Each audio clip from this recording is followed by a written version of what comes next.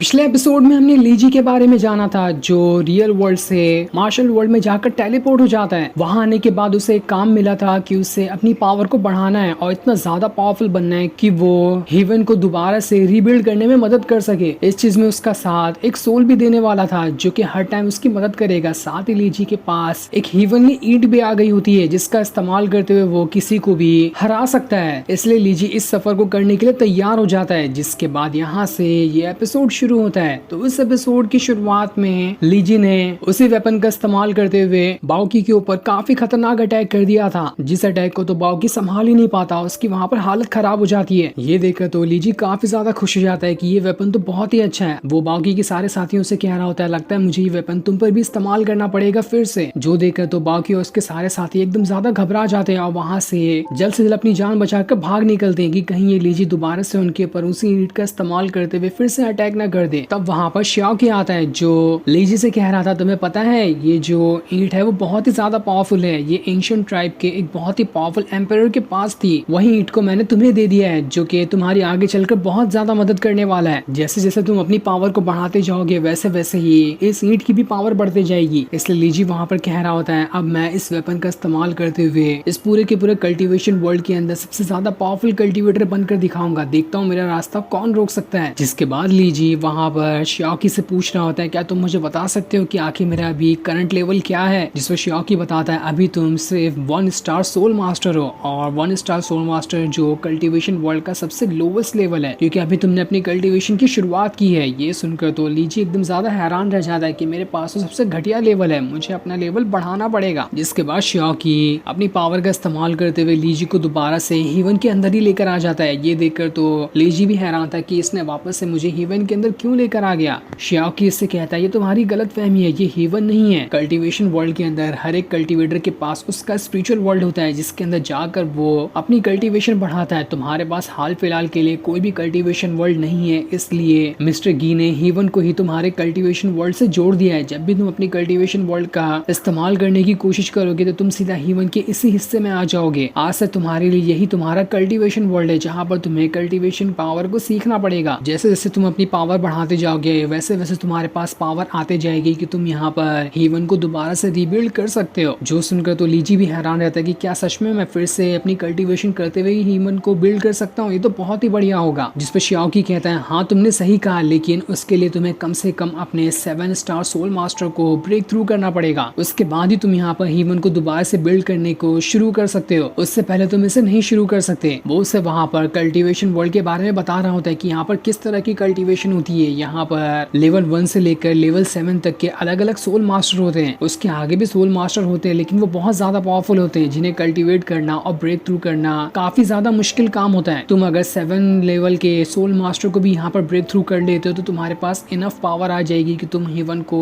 Rebuild करने की शुरुआत कर सकते हो। जो देखकर तो लीजी दोबारा से परेशान हो जाता है कि मेरे पास तो अभी सिर्फ लेवल 1 का ही सोल मास्टर है, मुझे अभी काफी सारे और ब्रेक थ्रू करने पड़ेंगे, न जाने कब मैं हेवन को रीबिल्ड करके वापस से अपने वर्ल्ड में जा पाऊंगा। जिस पर शियाओकी कह रहा होता है, मास्टर आपको परेशान होने की जरूरत नहीं है, जब तक मैं आपके साथ हूँ आपको किसी भी चीज की परेशानी नहीं होगी, आप बहुत जल्दी अपना ब्रेक थ्रू करते जाएंगे और हेवन को जल्द से जल्द बिल्ड कर देंगे। मैंने आपको देखा है आपकी फिजिकल बॉडी जो है वो बहुत ज्यादा पावरफुल है जो जल्दी कल्टीवेशन पावर को सीख सकती है। ये सुनकर तो लीजी भी खुश हो जाता है कि चलो ये तो बहुत अच्छी बात है, अब तो मैं जल्दी जल्दी अपना ब्रेक थ्रू कर पाऊंगा, उसके बाद मैं खुद की पावर को बढ़ाकर बहुत ही ज्यादा पावरफुल कल्टीवेटर बन जाऊंगा। इसलिए वो वहां से उसे माउंटेन की तरफ जाने लगता है जिस बारे में मिस्टर गी ने उससे कहा था। इसलिए शियाओकी जो होता है उससे ये बताता है कि अभी उसे अपने स्पिरिचुअल वर्ल्ड से कैसे बाहर निकलना है। उसके बताए हुए तरीके के हिसाब से जैसे ही लीजी अपने कनपटी के ऊपर 2 उंगली रखता है वहां पर काफी सारी पावर बाहर निकलने लग गई थी, जिस वजह से वो सीधा अपने स्पिरिचुअल वर्ल्ड से बाहर निकल कर आ जाता है। ये देखकर तो वो काफी ज्यादा खुश था कि चलो बहुत अच्छे से मैं अपने स्पिरिचुअल वर्ल्ड में जा भी सकता हूँ और वहां से आ भी सकता हूँ। जिसके बाद शियाओकी जो होता है वहां पर अपनी पावर का इस्तेमाल करते हुए सबसे पहले लीजी का हुलिया बदल देता है, क्योंकि उसका हुलिया तो टी शर्ट और पैंट वाला था और अब हुलिया बदलने के बाद वो कल्टीवेशन वर्ल्ड का एक कल्टीवेटर जैसा दिखाई दे रहा होता है। ये देखकर तो लीजी भी काफी ज्यादा खुश हो गया था कि ये तो बहुत अच्छा कपड़ा है। जिसके बाद वो वहां से उसी माउंटेन की तरफ बढ़ना शुरू कर देता है, लेकिन जैसे वो आगे जाता है वहां पर एक बहुत ही पावरफुल बीस्ट आने लगता है जिसके ऊपर लिंगलोंग नाम की एक लड़की बैठी हुई थी। लिंगलोंग जो होती है वहां पर लीजी के सामने आकर रुक जाती है और उससे कहती है, अरे कजन ब्रदर आप मिल गए, मैं तो आपको कब से ढूंढ रही थी, देखो काफी मेहनत के बाद मैंने आखिरकार आपको यहाँ पर ढूंढ ही लिया। माँ ने मुझे कहा कि आप किसी मुसीबत मुसीबत में पड़ गए होंगे, इसलिए उन्होंने मुझे आपकी मदद करने के लिए भेज दिया, इसलिए मैं यहाँ पर आई हूँ। मैं आपके लिए यहाँ पर सवारी भी लेके आया हूँ ताकि जल्द से जल्द आप यहाँ से निकल सके। ये देखकर तो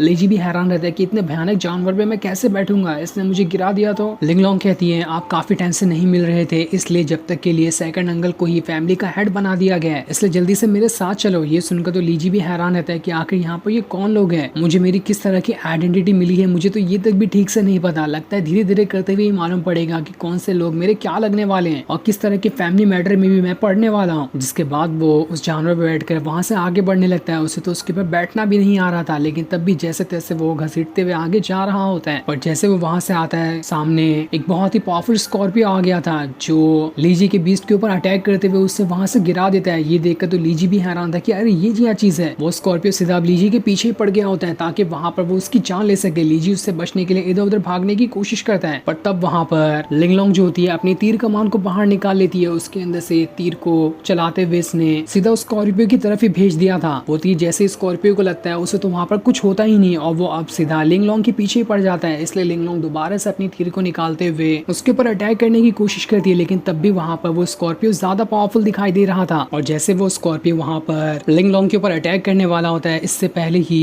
लीजी ने अपने ईंट को वहां पर फेंक दिया था, जिस वजह से उस स्कॉर्पियो का अटैक वहां पर लिंगलोंग को नहीं लग पाता। जिसके बाद लीजी दोबारा से अपनी ईंट का इस्तेमाल करते हुए सारे के सारे अटैक को एक्टिवेट करना शुरू कर देता है, जिस वजह से उसने स्कॉर्पियो की वहां पर हालत खराब कर दी थी। और अब जाकर लिंगलोंग वहां पर बच जाती है, पर वो जो स्कॉर्पियो होता है अब वहां पर लीजी के पीछे पड़ चुका था, इसलिए लीजी वहां से भागने की कोशिश करता है। स्कॉर्पियो तो उसका पीछा छोड़ने का नाम ही नहीं ले रहा था। लीजी जहाँ जा रहा होता है वहां पर वो स्कॉर्पियो आ रहा था, इसलिए लीजी और लिंगलोंग दोनों वहां से भागना शुरू कर देते हैं। पर जैसे वो स्कॉर्पियो वहां पर दोबारा से लीजी के ऊपर अटैक करने वाला होता है, लीजी अपनी ईंट को उसकी तरफ फेंकते हुए उसकी पावर को और ज्यादा बढ़ा देता है, जिस वजह से तो स्कॉर्पियो की वहां पर हालत खराब हो चुकी थी। और इसी मौके का फायदा उठाते हुए लिंगलोंग अपनी तीर कमान को एक्टिवेट करते हुए उसी की तरफ तान देती है। लेकिन जब तक वो उसके ऊपर अटैक करती है तब तक के स्कॉर्पियो वहां से आजाद हो गया होता है। पर सही टाइम पे लिंगलोंग ने अटैक करते हुए स्कॉर्पियो की आंख में वो तीर मार दिया था, जिस वजह से स्कॉर्पियो की वहां पर हालत खराब हो जाती है। और इसी मौके का फायदा उठाते हुए लीजी वहां पर दोबारा से अपनी ईंट की पावर को पूरी तरह से एक्टिवेट कर लेता है और उसे सीधा उस स्कॉर्पियो की सीने के अंदर ही डाल देता है, जिस वजह से तो स्कॉर्पियो को वहां पर बहुत ही ज्यादा तकलीफ हो रही थी। वो उस तकलीफ को बर्दाश्त ही नहीं कर पाता और अब जाकर उसकी हालत वहां पर पूरी तरह से खराब हो चुकी थी। ऐसा लग रहा था कि वो वहां पर मारा जा चुका है। वो स्कॉर्पियो जैसे ही मरता है उसके अंदर से काफी सारी पावर निकलने लगती है, जो सारी की सारी पावर अब लीजी का जो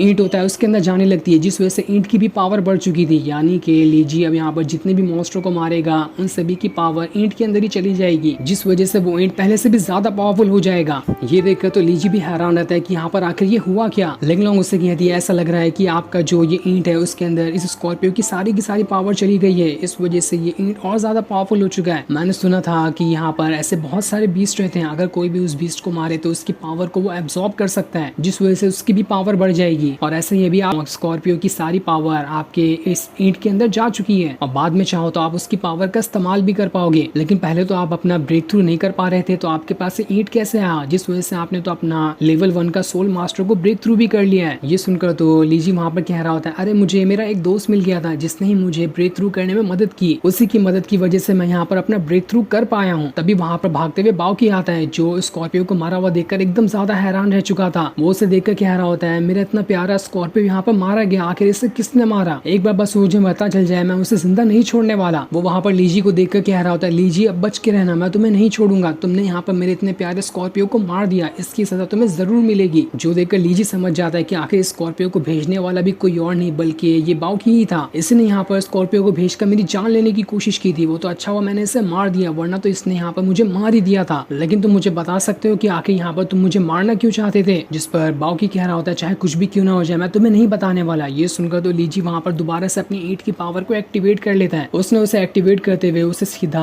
बाओकी की तरफ ही भेज दिया था। ये देखकर बाओकी घबरा जाता है और वहां पर लीजी के सामने कह रहा होता है मैं यहाँ पर तुम्हें मारने की कोशिश इसलिए कर रहा था कि जैसे तुम घर से गायब हुए थे तभी से हमारी फैमिली में उथल पुथल होने लगी। मुझे लगा कि ये बहुत अच्छा मौका है कि अगर मैं तुम्हें वहां पर जाकर मार डालूं तो उसके बाद मुझे अच्छा चांस मिल जाएगा तुम्हारी जगह फैमिली का हेड बनने का, इसलिए मैंने यहाँ पर तुम्हें मारने की कोशिश की ताकि मैं फैमिली का हेड बन सकूं। जो देखकर तो लीजी भी हैरान रहता है कि आखिर यहाँ पर किस तरह की फैमिली है, यहाँ पर तो सारे के सारे लोग दुश्मनी बने हुए हैं, न जाने कब मैं यहाँ पर अपनी पावर को बढ़ाकर सारे के सारे दुश्मनों को खत्म कर पाऊंगा। जिसके बाद लिंगलोंग जो होती है लीजी से कहती है जल्दी चलो हमें यहाँ से चलना होगा, इसलिए वो दोनों वहाँ से आगे बढ़ना शुरू कर देते हैं। दूसरी तरफ हम लीजी की फैमिली फैमिली का सीन देखते हैं जहाँ पर जो सेकंड ब्रदर होता है वहाँ पर कह रहा होता है जाओ लीजी और लिंगलोंग जो है उन दोनों को खत्म कर दो, मैं उन दोनों को जिंदा नहीं देखना चाहता। तभी वहाँ पर एक लड़की आती है जो सेकंड ब्रदर से कह रही होती है अभी तो यहाँ पर आप कुछ देर के लिए हेड बने, तब भी आपने यहाँ पर सारे लोगों के ऊपर हुक्म चलाना शुरू कर दिया। जिस पर सेकंड ब्रदर कह रहा होता है तुम्हें नहीं पता कि यहाँ पर सेट को पावरफुल कैसे बनाया जाता है। लीजी इसके लिए बिल्कुल भी लायक नहीं है, उसने वैसे भी हमारे आस पड़ोस के क्लान से काफी ज्यादा दुश्मनी करके रखी है। अगर हमने उसे नहीं खत्म किया तो वो सारे क्लान हमारे और ज्यादा बड़े दुश्मन बनते हुए हमारे ऊपर ही अटैक करने की कोशिश करेंगे, इसलिए लीजी का मरना हमारे लिए ही फायदेमंद होने वाला है। लेकिन तभी वो जो लड़की होती है वहाँ पर मारने के लिए तैयार नहीं होती है। इससे सेकंड ब्रदर जो होता है घसीट के उसे थप्पड़ मार देता है और उससे कहता है आइंदा से कभी भी मेरे काम के अंदर टांग अड़ाने की बिल्कुल भी कोशिश मत करना, वरना मैं तुम्हें नहीं छोड़ने वाला। तभी वहाँ पर एक बंदा आता है जिसके अंदर से काफी ज्यादा रेड ऑरा बाहर निकल रहा था। वो वहाँ पर आने के बाद कह रहा होता है ऐसा लग रहा है कि यहाँ पर जो फैमिली का हेड है उसकी पोजीशन ज्यादा देर तक यहाँ पर नहीं रहने वाली है, बहुत जल्दी उसकी पोजीशन यहाँ से हट जाएगी। जो सीन दिखाते ही ये एपिसोड यहीं पर एंड हो जाता है। Thanks for watching.